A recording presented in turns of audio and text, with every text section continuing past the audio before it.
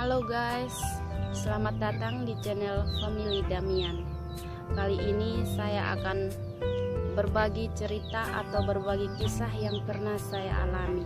Kisah ini bukan kisah dari orang lain ya teman-teman, tapi ini adalah kisah hidup yang pernah saya alami beberapa tahun yang lalu. Kisah yang saya alami itu adalah bayi menghilang secara misterius di dalam kandungan. Sebelum saya melanjutkan video ini, jangan lupa dukung dan support channel saya. Caranya subscribe, like, komen, dan share sebanyak-banyaknya. Cerita yang saya pernah alami itu beberapa tahun yang lalu, di mana saya sedang mengandung sekitar 5 bulan lebih atau mendekati 6 bulan. Dan saat itu saya terserang penyakit malaria mix dan saya sempat dibawa ke rumah sakit. Dan selama saya di rumah sakit itu saya tidak sadarkan diri. Dan dokter pun sudah melakukan USG dan mengatakan bahwa bayi yang ada di dalam kandungan saya itu menghilang secara misterius. Memang awalnya ketika saya dibawa ke rumah sakit itu saya tidak sadarkan. Dan waktu saya tidak sadarkan diri itu, yang saya tahu yang ada dalam pikiran saya itu adalah saya merasakan kalau kaki saya ini tidak menginjak tanah dan saya seperti melayang dan terangkat naik. Nah, di situ saya menemukan sebuah kota yang sangat indah yang saya tidak pernah temui dimanapun, dan saya juga tidak pernah membayangkan kalau saya bisa berada di kota itu. Kota itu seluruh pagarnya terbuat dari emas, tapi sayangnya kota itu tidak berpenghuni. Ketika saya mendekati pintu gerbang itu, mungkin sekitar jarak 1 meter, pintu itu terbuka dengan sendirinya. Dan tiba-tiba saya pun seperti tertarik masuk ke dalam kota itu. Dan ketika saya melayang terus memasuki ruangan demi ruangan di dalam kota itu, di dalam rumah itu, tiba-tiba saya bertemu dengan kedua orang yang memakai jubah putih dan keduanya memegang pedang di tangannya. Dan di belakang mereka itu ada sebuah tangga. Dan tangga itu tidak pernah ada ujungnya, entah berapa ratus tangga atau ribuan tangga yang ada di belakang mereka. Dan di atas sana yang paling tinggi itu ada sebuah kilauan, dan saya tidak tahu entah itu manusia atau apa.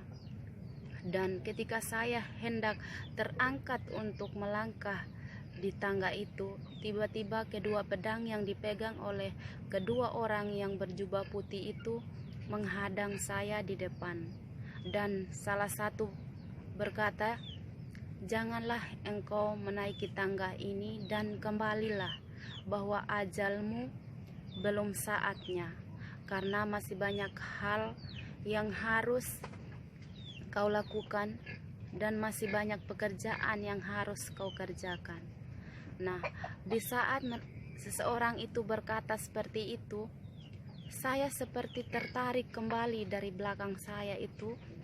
Dan ketika saya sadar, saya tiba-tiba berada kembali di sebuah rumah sakit, tempat di mana saya dirawat.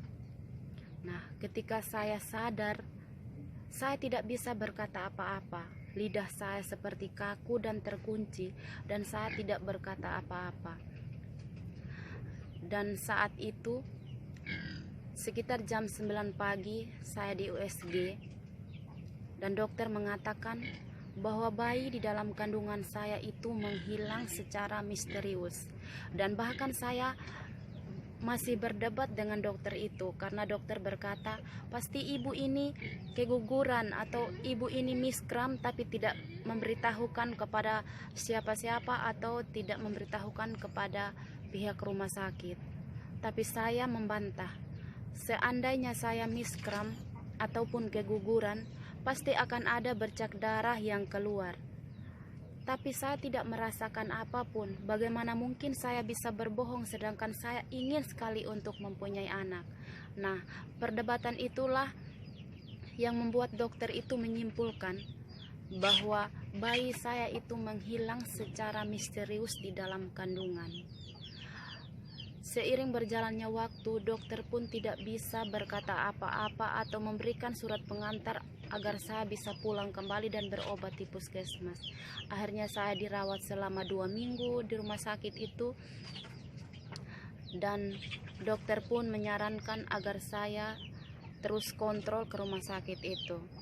Dan saya kembali ke rumah, dan saat itulah saya mulai merasakan berbagai hal atau mujizat-mujizat yang tidak pernah terjadi sebelumnya. Dan di situ saya memahami bahwa ini semua adalah rencana Tuhan dalam hidup saya. Ketika roh saya bisa diselamatkan kembali, berarti jiwa dari bayi saya yang berada dalam kandungan saya itu tidak bisa diselamatkan.